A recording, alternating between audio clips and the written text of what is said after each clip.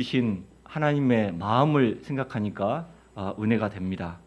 제가 법 조항보다도 이 법을 주신 하나님의 마음을 생각할 수 있기를 간절하게 기도합니다. 오늘 말씀의 제목을 그래서 인애, 거룩, 정의를 원하시는 하나님 이렇게 제목을 달았습니다. 27절 말씀 함께 읽고 제가 기도하고 시작하겠습니다. 시작. 그것이 유일한 옷이라 그것이 그의 알몸을 가릴 옷인즉 그가 무엇을 입고 자겠느냐. 내가 내게 부르짖으면 내가 들으니 나는 자비로운 자입니다. 감사하신 아버지 하나님, 이 법조문들을 통하여서 하나님의 마음을 전달하심을 감사합니다. 아버지 하나님, 제가 이 마음을 깊이 묵상하고 하나님이 어떤 분이신가 깊이 생각할 수 있는 은혜를 허락하여 주시기를 간절하게 기도합니다. 아버지 하나님, 무엇보다 저의 허물을 가려주시고 제가 아무런 자격이 없지만 이 가운데 섰습니다.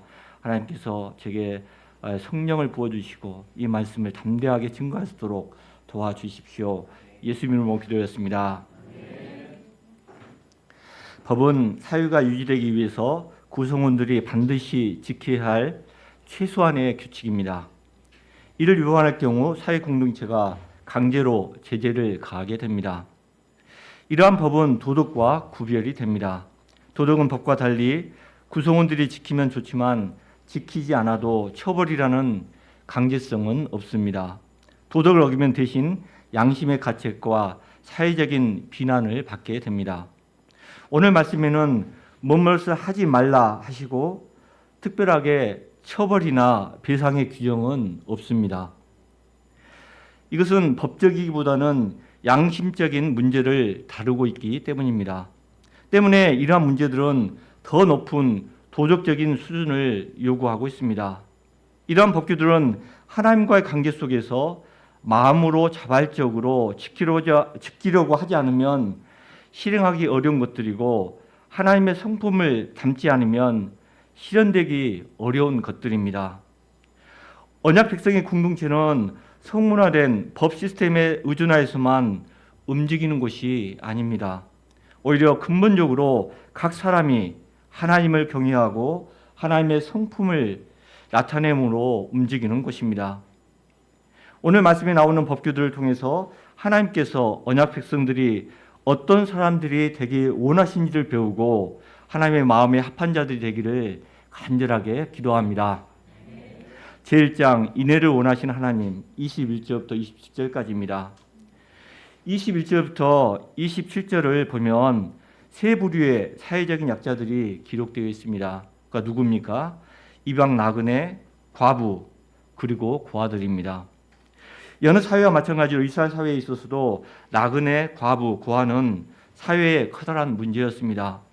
이스라엘 사람들은 항상 그들에게 사랑과 자비를 베풀라고 권면하였습니다.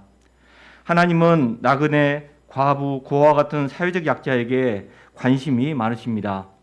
그래서 그들의 부르짖음을 반드시 들으신다고 하십니다. 사회적인 약자라고 해서 제대로 인간다운 존중과 대우를 받지 못하면 그들이 그 원통함을 부르짖는다면 그들의 소리를 반드시 들으신다고 강조하십니다. 만일 사회가 그들을 해롭게 할 경우 굉장히 심각한 보응을 예고하십니다. 그 보응이 무엇입니까? 24절 상반절 한번 다 같이 읽어보시겠습니다. 시작.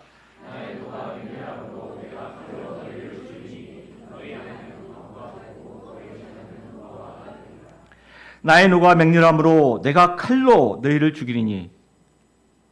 이 무서운 말씀 아십니까? 아니, 하나님께서 직접 칼을 들고 그 사람을 쫓아서 칼로 죽이시다고 하십니다. 이는 하나님이 직접 이 부당함에 직접 나서겠다는 무서운 경고의 말씀입니다. 사회에는 원통한 일이 있으면 사회적인 법적인 체계를 따르게 됩니다. 법원에 소장을 접수하고 재판을 받아야 합니다. 변호사를 선임하고 법정에 서야 합니다. 이 말은 많은 시간과 비용이 든다는 것입니다. 그런데 이런 시스템이 가난하고 힘이 없는 약자들에게는 굉장히 접근하기 힘든 일입니다.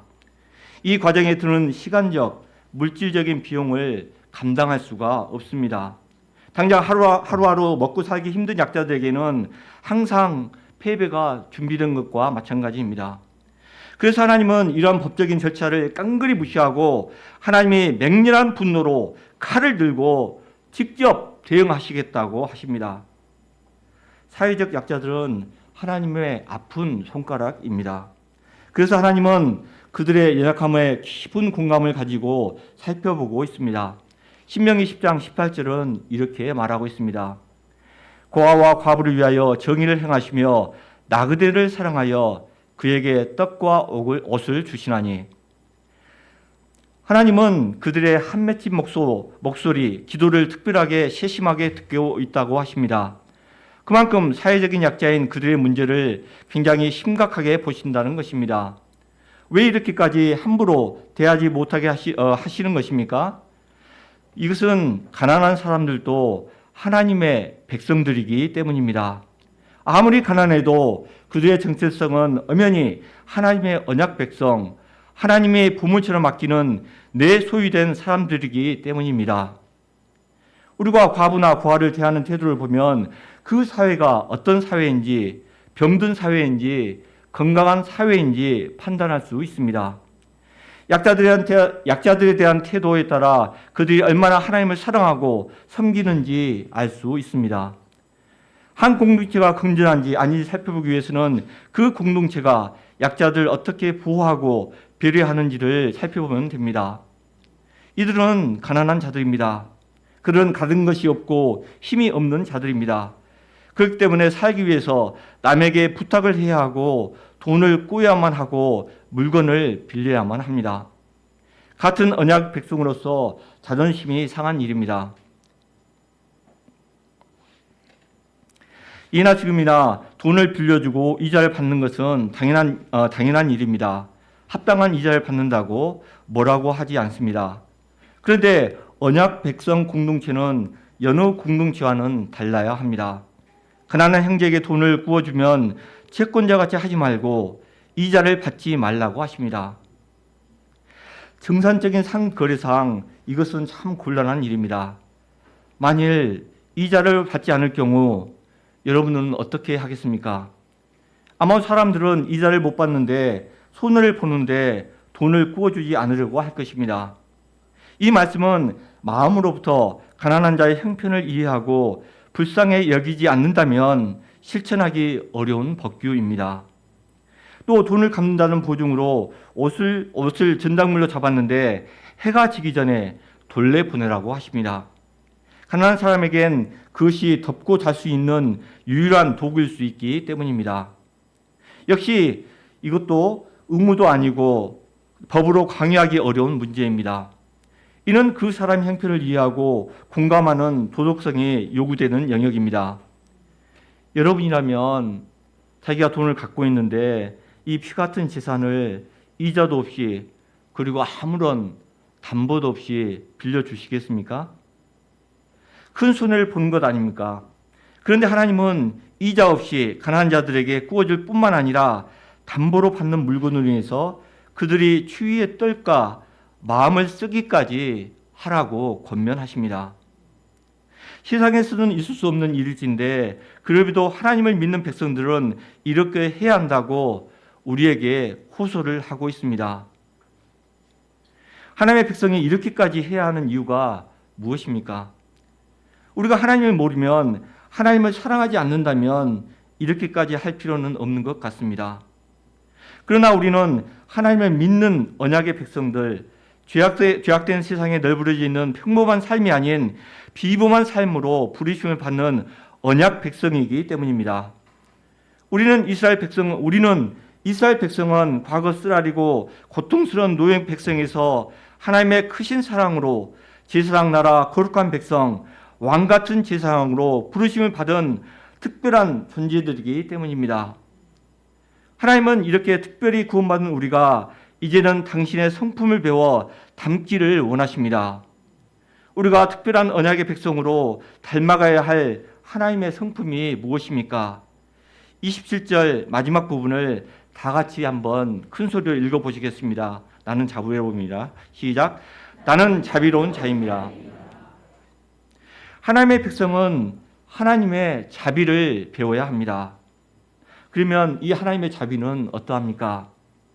1956년 미국 전역을 큰 충격으로 몰아넣은 사건이 발생하였습니다. 짐 엘리엇은 1927년 오리건 포틀랜드에서 태어났습니다. 그는 글을 잘 썼고 재능 있는 연설가였고 교사였으며 명문 휘튼 대학 시절 그는 지도력이 있는 학생이었고 운동회까지 재능이 있어서 레슬링부의 챔피언이자 스타이기도 했습니다. 대학을 수석으로 졸업한 엘리엇이 타고난 영적인 은사가 미국에서 교회 부흥 역사에 기여할 것을 아무도 의심하지 않았습니다. 그러나 엘리엇은 하나님의 뜻을 구했습니다. 그는 오랫동안 기도하는 가운데 남아메리카를 향한 하나님의 부르심을 받았습니다. 신혼이었던 짐과 그의 아내 엘리자베스는 에콰도르 선교사로 부르심을 받고 1955년 가을 여러 동료 선교사들과 함께 간단한 짐만 챙긴 채 잔인하고 독하기로 이름난 아우카 족속들에게 나아갔습니다. 해변가에 텐트를 치고 아우카족에게 복음을 전하기 위해서 준비를 시작한 지 5일째 되도록 이들에게서 아무런 소식이 없어서 선교 본부에서는 그들에게 비행기를 보냅니다.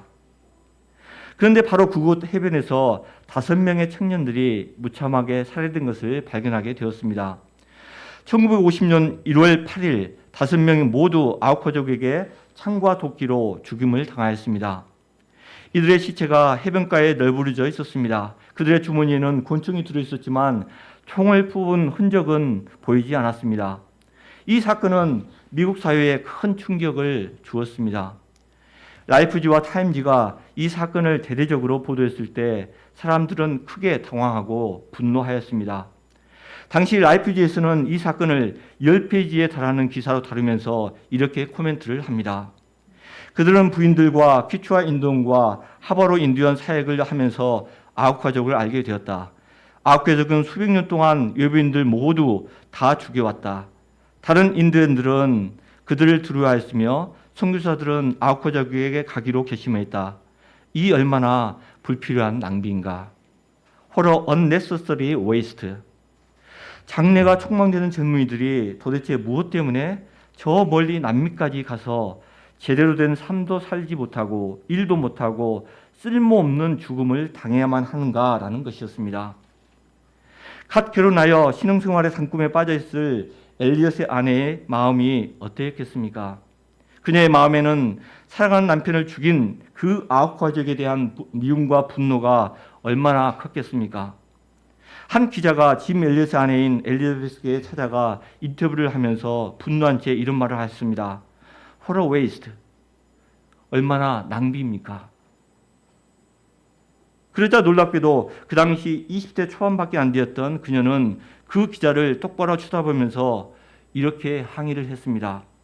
낭비라니요. 왜 그런 말씀을 하십니까?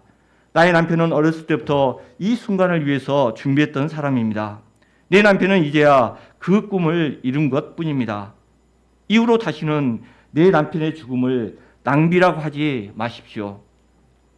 이후 이 젊은이들의 아내 5명은 1-2살밖에 안 되는 어린아이들을 부둥켜 안고 남편이 순교한 그 나라를 다시 찾아갑니다. 우리 남편들이 못한 일들을 우리들이 마저 해야 한다. 그들은 복음을 들고 그 잔인하게 짝이 없는 아우카족을 다시 찾아 나선 것입니다. 짐 엘리엇의 아내 엘리자베스 엘리엇은 1년간 간호사 훈련을 받고 아우카족에게 갔는데 아우카족은 여자를 해치는 것은 비겁한 짓이라 생각하여서 부인을 해치지 않았습니다. 부인은 그런 사실도 모르고 목숨을 걸고 그곳에 간 것입니다. 그녀는 그곳에서 아우카족을 위해서 여러 해 동안 헌신하였습니다. 아우카족의 추장이 어느 날 그 부인에게 물었습니다. 당신은 누구이고 우리를 위해서 이렇게 애써서 수고하는 이유가 무엇입니까? 부인은 이렇게 대답합니다. 나는 5년 전에 당신들이 죽인 그 남자의 아내입니다. 그러나 하나님의 사랑 때문에 하나님의 인애 때문에 여기에 오게 되었습니다. 부인의 말을 들은 아우카족은 감동을 받고 모두 예수 그리스도를 영접하게 되었습니다. 그 당시 아우카족 추장이었던 사람이 빌리 그레함이 주례한 한 예배에서 간증을 합니다. 우리들은 그분들에게 복음을 받고 하나님을 믿게 되었습니다. 그 젊은이들의 희생이 아니었다면 우리는 아직도 그렇게 살고 있었을 것입니다. 그분들의 죽음으로 인해서 우리는 빛을 보게 되었습니다. 우리도 주님처럼 그들처럼 살기를 원합니다. 엘리엇의 아내 엘리자베스는 자신의 사랑하는 남편을 죽인 원수까지 사랑하였습니다. 이 사랑이 어디서 온 것입니까? 바로 죄인을 위해서 십자가에서 못 박히면서도 원수를 위해서 기도하시는 예수님의 사랑에서 나온 것입니다. 하나님의 인애는 원수까지도 사랑하여 당신의 독생자의 목숨을 십자가에 내주는 데 있습니다. 이 하나님의 자비를 생각할 때 우리가 무엇인들 못하겠습니까? 가난한 이웃을 위해서 물질적인 손해를 보는 것이 대수이겠습니까? 하나님은 죄악되고 가난한 우리를 사랑하셔서 당신의 가장 귀한 독생자 아들까지 희생하셨습니다. 이 하나님께서 우리를 부르셨고 우리에게 당신의 이 인애, 이 사랑을 담기를 원하십니다. 당신이 택하신 백성이 당신의 이러한 성품을 담기를 원하십니다. 그분이 말씀하십니다. 너희 아버지의 자비함 같이 너희도 자비하라. 우리가 하나님의 백성으로 부르심을 받았습니다. 이 백성의 특징은 하나님의 사랑을 알고 실천하는 데 있습니다. 내 주위에 도움을 줄 수 있는 대상이 있어서 감사해야 합니다. 그분들이 바로 하나님의 성품을 배우도록 가르쳐주는 스승이요 은인들입니다. 우리가 실제 생활에서 우리에게 도움을 필요로 하는 사람들을 희생하고 섬기는 자들이 되기를 간절하게 기도합니다. 그래서 하나님의 사랑을 실천하는 자들이 되기를 간절하게 기도합니다. 제2장 거룩하기를 원하시는 하나님. 31절 상반절을 다 함께 읽어보시겠습니다. 시작. 너희는 내게 거룩한 사람이 될지니. 거룩, 홀리니스는 세상의 속성과 구별되는 하나님의 속성입니다. 거룩은 하나님과의 관계 속에서 이해되어야 합니다. 하나님이 거룩하시기 때문에 하나님과 관련된 모든 것, 사람, 장소, 시간 등도 거룩해야 합니다. 하나님을 닮아 거룩하게 살아가는 것은 세상의 가치와는 구별된 삶을 살아가는 것을 의미하고 있습니다.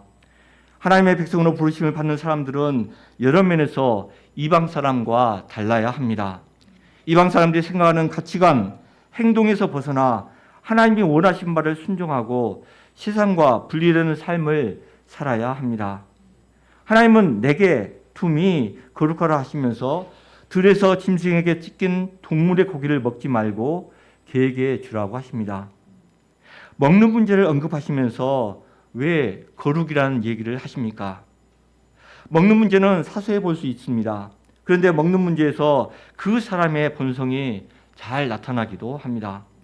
먹는 문제에서조차도 세상 사람들과 달라야 한다는 것을 얘기하고 있습니다. 언약 백성이 뭘 먹고 어떻게 먹는가에 따라서 세상과 구별된 하나님의 백성의 정체성을 나타낼 수 있다는 것을 말씀하고 계십니다. 삶의 가장 기본, 생활의 가장 밑바닥이 먹는 것입니다. 그것이 거룩, 곧 세상과 구별되라고 하시는 것입니다. 성전에서 거룩한 것은 거룩의 진정한 가치라고 할 수가 없습니다. 성전에서는 누구나 다 조심하고 절제하기 때문입니다. 그렇지만 내 생활의 가장 기초이고 보이지 않는 생활의 밑바닥에서 본성대로 행하기가 쉽습니다. 먹는 것은 보통 거룩과 관계없는 것으로 여겨질 수 있습니다. 사소하기 때문입니다. 적당히 본성대로 살고 싶어하고 거짓되게 살고 싶어하기 때문입니다. 그러나 그 모습이 나의 진실된 모습입니다. 그러므로 이곳이 바로 거룩해야 합니다. 하나님이 이스라엘 백성과 언약을 맺으시는 이유가 무엇입니까? 그들의 거룩한 삶, 곧 세상과 구별된 삶을 통해서 당신의 영광을 온 땅에 나타내고자 하십니다. 그래서 만유가 당신의 영광을 찬양하고 흐트러진 질서를 바로잡기 위함입니다. 그래서 자신의 영광을 이스라엘 백성의 삶에 자신을 맡기셨다고 할 수 있습니다. 그들의 삶을 통해서 하나님이 어떤 분이신지 이방 사람들이 엿볼 수 있도록 원하시는 것입니다. 이것은 쉬운 일이 아닙니다. 노예로 살던 백성들에게 어떻게 당신의 영광을 맡길 수 있겠습니까? 오히려 이스라엘 백성들 때문에 하나님의 영광이 땅에 떨어지는 위험성이 있습니다. 이런 점에서 지금 하나님은 단순히 여러 가지 도덕적인 의무만을 가르치는 것이 아닙니다. 하나님은 당신의 성품이신 자비와 거룩하심과 같은 하나님의 속성과 성품을 믿는 사람들이 세상에 드러나게 하시는 것입니다. 이 점에서 언약 백성들의 삶은 아무리 강조해도 지나치지 않습니다. 세상 사람들의 중심은 자기가 아닙니까? 자기 영광을 구하고 자기의 만족을 구합니다. 그러나 우리 언약 백성의 그 중심이 세상과 달라야 합니다. 우리의 삶의 중심은 내가 아니라 하나님의 영광입니다. 사도 바울은 우리의 삶의 중심이 어떠해야 했는지 말하고 있습니다. 고린도서 10장 31절은 이렇게 말하고 있습니다. 그런즉 너희가 먹든지 마시든지 무엇을 하든지 다 하나님의 영광을 위해서 하라. 우리는 생각과 또 말과 행동이 믿지 않는 세상과 달리 거룩해야 합니다. 28절을 한번 다 같이 읽어보시겠습니다. 시작.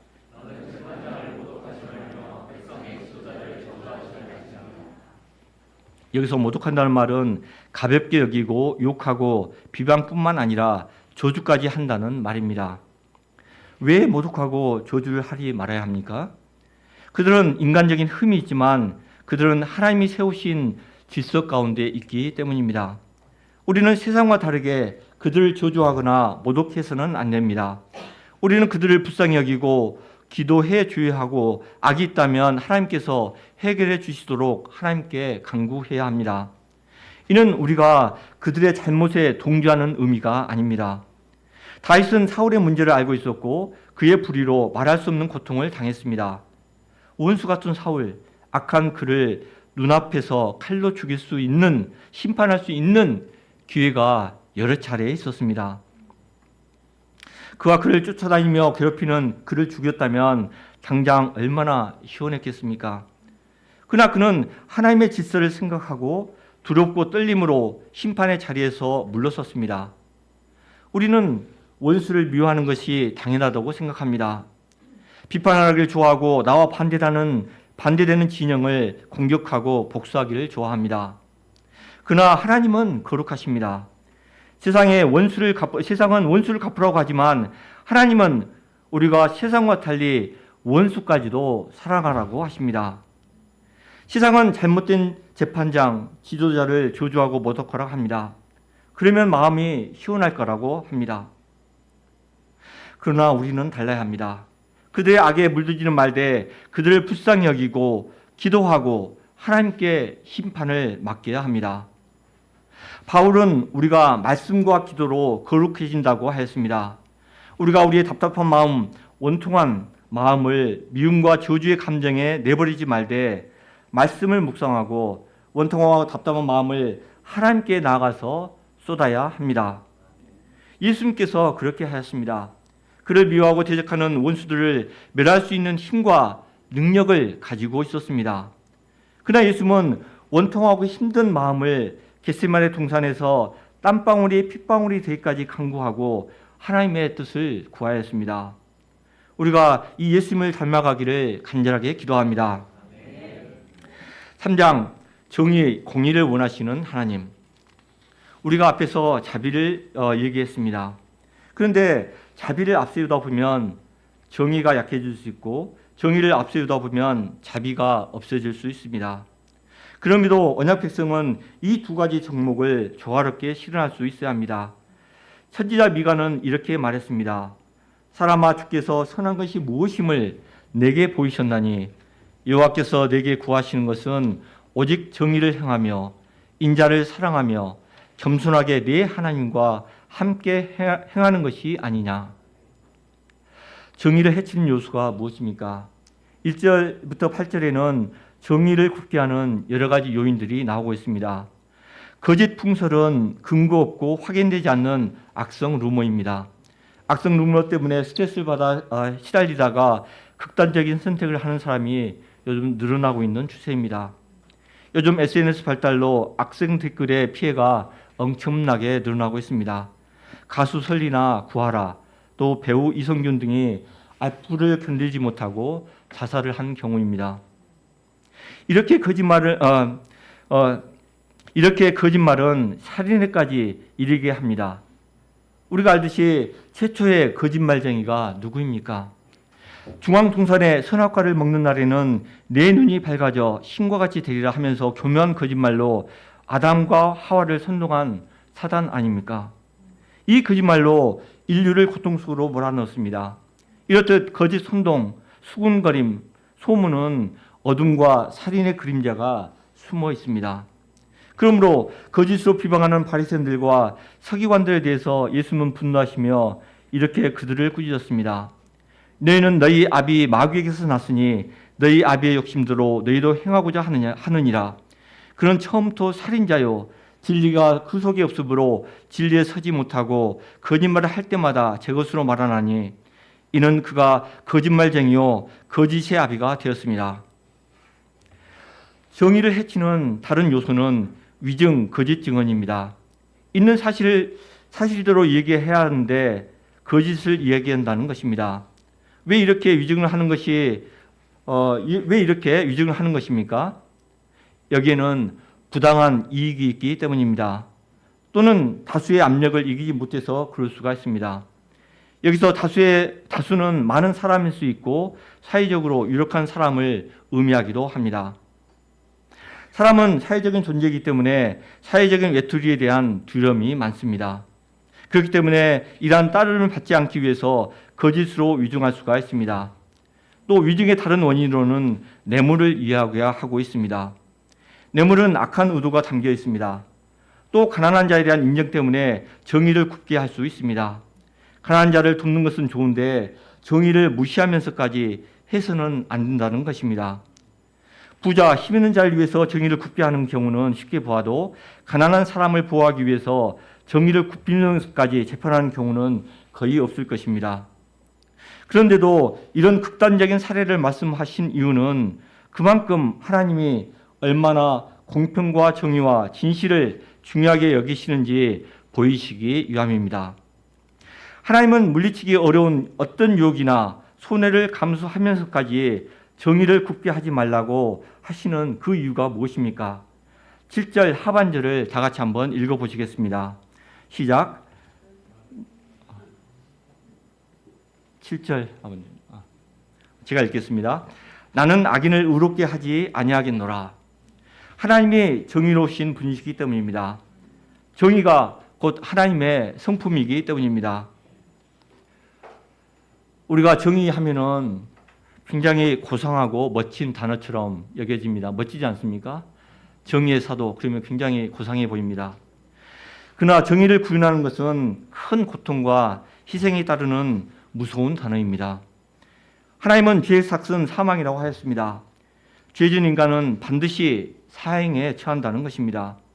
이것은 하나님의 불변의 정의입니다. 그런데 예수님은 가늠한 여인을 보고서도 나도 너를 정죄해야 하지 않으니 가서는 다시 죄를 짓지 말라고 용서하였습니다. 간음죄는 사형인데 용서하심으로 죄의 삭은 사망이라는 하나님의 공의에 정면으로 도전하는 것처럼 보입니다. 그러면 예수님은 어떻게 이 정의를 실현하셨습니까? 예수님은 여인의 죄를 대신해서 십자가에서 피를 흘리고 고통당하시면서 여인의 죄에 삭힌 죽음을 친히 당하신 것입니다. 하나님은 결국 당신의 정의를 실현하기 위해서 당신의 독생자 하나뿐인 사랑하는 아들 예수님까지 십자가에 못 박히게 내어주는 말할 수 없는 고통과 희생을 감당해야만 했습니다. 이 십자가가 하나님의 정의입니다. 정의는 이렇게 고통스럽고 무서운 것일 수 있습니다. 그렇기 때문에 정의는 우리가 피하고 싶은 것들입니다. 그렇다고 피해서는 안 됩니다. 우리는 정직하게 이 정의를 대면해야 합니다. 정의를 따르는데 고통을 감수해야 하고 손해가 있으면 손해를 감당해야 합니다. 저희가 정의로우신 하나님을 배워나가는 자들이 되기를 간절하게 기도합니다. 희생과 손해가 따르더라도 회피하지 않는 하나님의 백성다운 백성이 되기를 간절하게 기도합니다. 4장 명령과 약속 20절부터 33절까지입니다. 20절부터 33절까지는 20장부터 3장까지의 결론 부분입니다. 마지막으로 하나님의 간곡한 명령과 약속의 말씀이 들어있습니다. 한번 다 같이 20절을 다 같이 한번 읽어보시겠습니다. 시작.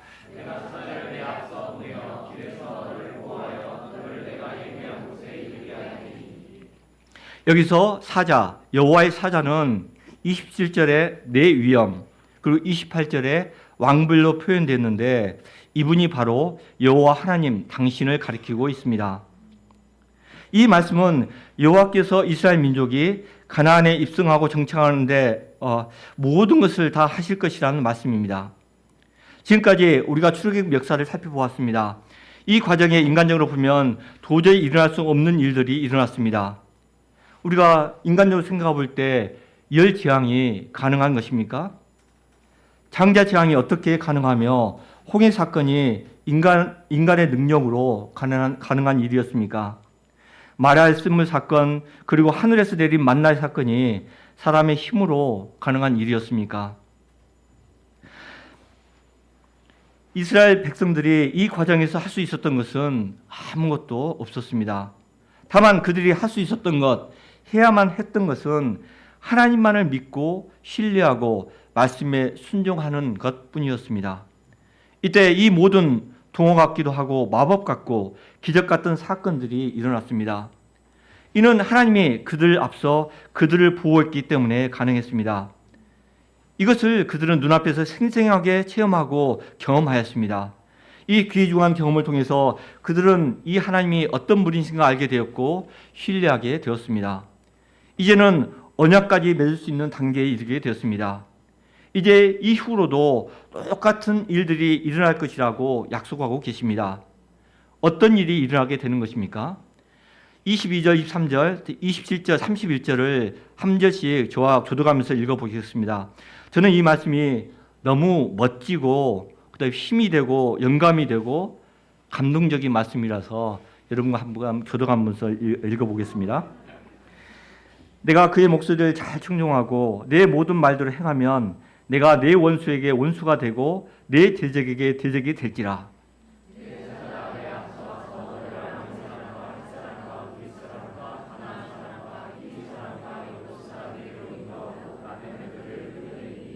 (27절입니다) 내가 내 위엄을 내 앞서 보내어 내가 이를 곳의 모든 백성을 물리치고 내 모든 원수들이 내게 등을 돌려 도망하게 할 것이며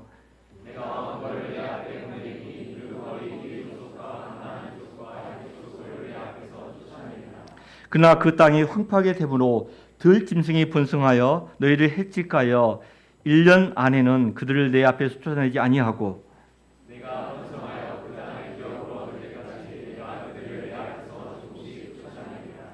내가 내 경계를 홍해에서부터 블레셋 바다까지 광야에서부터 강까지 정하고 그 땅의 주민을 내 손에 넘기리니 내가 그들을 내 앞에서 쫓아낼지니라. 하나님께서 모든 것을 하시겠다는 것입니다. 애굽의 노예에서 방금 자유를 얻은 이스라엘 백성들이 강한 무기와 송으로 무장된 가나안 백성들과 전쟁을 해야 한다면 어떤 생각이 들겠습니까? 칼 한 자루 화살쪽 하나 없는 지금 상황인데 어떻게 강한 적과 싸워야지 두려울 뿐일 것입니다. 그러나 그럴 필요가 없습니다. 하나님이 홀로 가나안 땅에 사는 이방 민족들을 끊으시며 그 땅의 모든 백성을 물리치고 모든 원수들이 등을 돌리고 도망하게 하겠다고 하십니다. 게다가 그 땅이 갑자기 황폐하게 되면 들짐승들이 번성하기 때문에 이스라엘 백성이 번성해서 그 땅을 정복할 때까지는 이방 족속들을 조금씩 쫓아내기까지 배려를 하고 있습니다. 그리고 그 땅의 경계도 홍해부터 블레셋 바다까지 광야에서 유프라테스까지 미리 정해 주십니다. 한마디로 여호와의 사자가 먼저 앞서가서 이 모든 것을 다 하시겠다는 것입니다.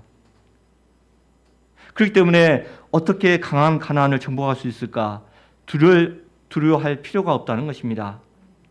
이스라엘 백성은 하나님이 먼저 가셔서 준비해 놓은 그 길을 따라서 걸어가기만 하면 된다는 것입니다. 그러면 하나님께서 이렇게 다 하시는데 이 하나님이 이스라엘 백성에게서 바라시는 단 한 가지 것이 무엇입니까? 다 같이 한번 21절 상반절을 다 같이 큰 소리로 읽어보시겠습니다. 시작.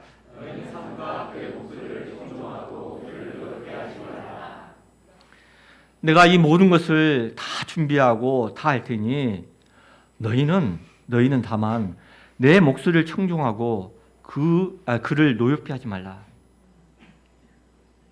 약속의 땅으로 가는 과정에서 그들의 안전과 도착과 정착 여부는 백성들의 노력과 그들의 의지에 있지 않다는 것을 말씀하고 있습니다.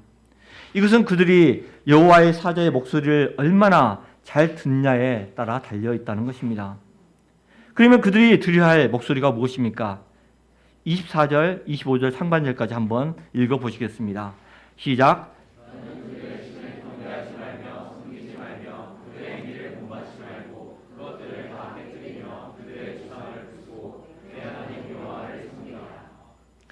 약속의 땅에 가서 그들의 신과 언약을 맺지 않는 것입니다. 하나님이 조금씩 이방 민족들을 쫓아내기 때문에 그 땅에서 이방 민족들과 함께 살아가게 됩니다. 그럴 경우 다른 신들을 숭배하는 그들의 문화와 생활 방식이 유혹이 될 수가 있습니다. 본성에 충실하고 욕망을 채우는 그들의 삶이 자유로워 보이고 화려해 보여서 부럽게 보일 수 있습니다. 넓은 평수의 아파트, 그다음에 높은 빌딩, 화려한 차가 부럽고 럭셔리한 그들이 모습에 부러워 보입니다. 그러나 그러한 그들의 삶에 동화되지 말아야 합니다. 그 땅의 신을 경배하거나 섬기거나 그 땅 민족들의 행위를 본받지 말아야 합니다. 오히려 그들이 신성하게 여기는 신상과 주상을 깨뜨리고 부수어야 합니다. 그들이 생각과 문화에 물들지 말아야 합니다. 그들의 죄악된 삶과 싸워서 이겨야 합니다. 이때 하나님은 약속하십니다. 그리하면 여호와가 너의 양식과 물의 복을 내리고 너희 중에서 병을 제하리니 네 나라에 낙태하는 자가 없고 임신하지 못한 자가 없을 것이라. 내가 너의 날수를 채우리라. 약속의 땅은 젖과 꿀이 흐르는 땅이라고 하였습니다. 그렇기 때문에 그들은 이 땅만 들어가면 고생 끝, 행복 시작이라고 생각할 수 있습니다. 그러나 이 땅이 풍성하고 기름지다고 그들의 풍요와 행복을 보장해 주지는 않습니다. 다만 그들이 오직 여호와 하나님만을 섬길 때 비로소 풍요로운 삶이 약속됩니다. 그들이 애굽 노예에서 자유를 얻은 것, 그들이 광야에서 양식을 먹고 마실 물을 마실 수 있었던 것이 그들의 노력 때문이었습니까? 아닙니다. 그들이 광야에서 마셨던 물, 먹었던 만나가 어디서 나온 것입니까? 그들이 샘을 파고 그들이 곡식을 심고 거두고 빻아서 얻은 것이 아닙니다. 오직 여호와의 입에서 나온 그 말씀을 순종했을 때 하늘에서 내린 신령한 양식과 반석에서 터진 신령한 물을 먹고 마시며 생명을 유지할 수 있었습니다. 그들이 광야를 벗어나 젖과 꿀이 흐르는 땅에 들어가면 그 외적인 풍성함 때문에 이러한 사실을 잊어버리고 그 문화에 매몰될 수 있는 위험이 있습니다. 그렇기 때문에 하나님은 광야에서 잊을 수 없는 경험을 하게 하셨고 모든 복의 근원이 여호와 하나님 한 분이시라는 것을 그들에게 강조하고 있습니다. 언약 백성은 하나님과의 언약을 잊지 말아야 합니다. 자비하겠다는 언약, 거룩하겠다는 언약, 공평하겠다는 언약을 잊지 말고 그 언약을 마음에 새겨야 합니다. 이것이 하나님과 언약을 맺은 언약 백성의 살 길이요 축복받는 유일한 길입니다. 결론입니다. 하나님의 백성은 세상과 달리 높은 도덕적인 수준을 요구하고 있습니다. 이는 우리의 본성으로 가능하지 않습니다. 하나님 한 분만을 뜨겁게 사랑할 때고 섬길 때 이것이 가능합니다. 하나님 한 분을 마음과 힘을 뜻을 다해서 사랑함으로 하나님께서 주신 율법들을 완성해 나갈 수 있기를 간절하게 기도합니다. 제가 기도하고 마치겠습니다. 감사하신 아버지 하나님, 하나님께서 저에게 인애와 또 거룩과 또 공평을 원하시는 것을 인하여서 감사합니다. 이것이 하나님의 성품으로 제가 담고 변하기에 참 어려운 말씀인 것을 고백합니다. 그러나 이제 언약 백성으로서 하나님께서 택하신 백성의 일원으로서 이 말씀에 순종하고 하나님의 마음을 알아나가는 자들이 되게 도와주시기를 간절하게 기도합니다. 그래서 예수님을 닮는 그런 삶을 살 수 있도록 도와주십시오. 예수님으로 기도했습니다. 네.